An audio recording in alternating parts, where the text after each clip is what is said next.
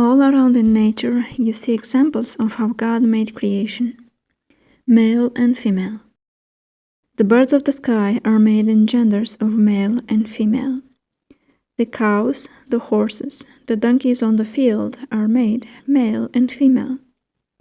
The lion, the giraffe, the bear in the wilderness are made male and female.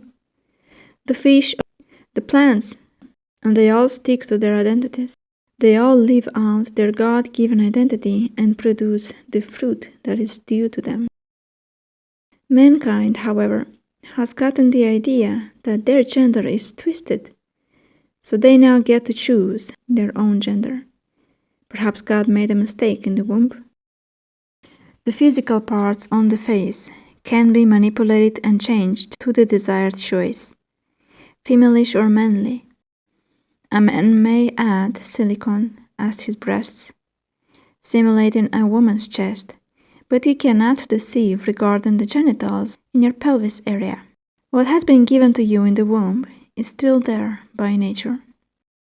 Mankind can play around with surgeries and cosmetics, but you cannot modify your pelvic bone, as this bone itself bears witness if the person is truly man or woman. A woman's pelvic bone and a man's pelvic bone is quite different.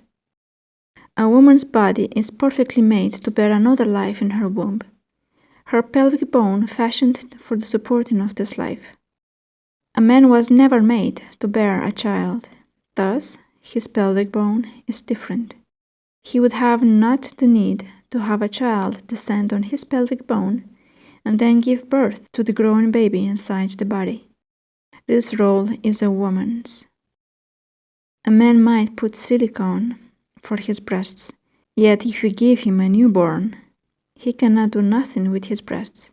He cannot produce milk and feed the child. The body, its system, bears witness to the truth. One can choose to live a lie, but it bears no fruit. It's a waste of time, energy, and life. True life. The erroneous idea comes not from mankind. It originates with the fallen angels, Satan and his devils, whoever influenced destruction on mankind, who have been made in God's precious image.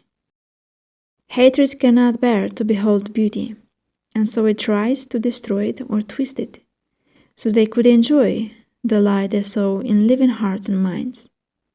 They themselves, the devils, having lost all beauty and original form at their fall, rob a man and a woman of their identity, and they'll have no purpose.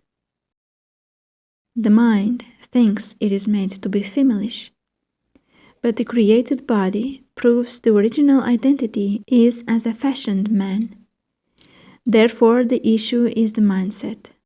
The issue at heart is the heart of the person, a soul issue. And if a soul, then it is spiritual.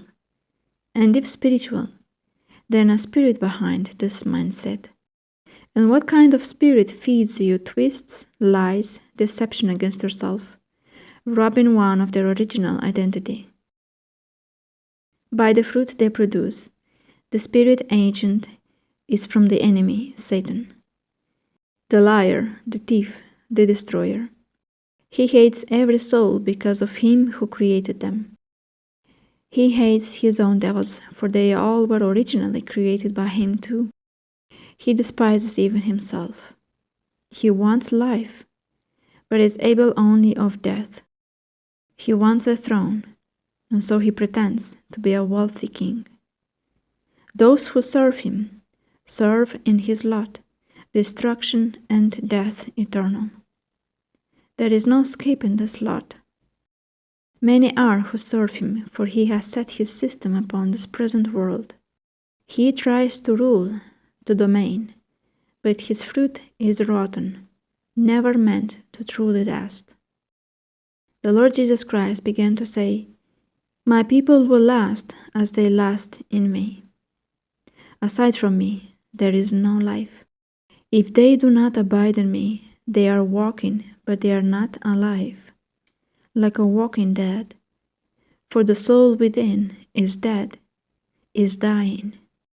Having no firm root and foundation, it soon fades away, being starved to death from the truth of life, being fed despicable foods from dirty, wretched hands. The enemy, refusing to turn and listen to my words, the soul soon dies.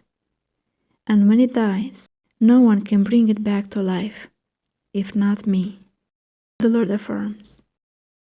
Once a man or a woman discover their identity through Jesus the Christ, they are so free. In the meantime, as long as there is no Christ in their hearts, they will grope about seeking, but not finding, living, but not truly living. None of this, words or facts, will convince them if they are unwilling for the truth.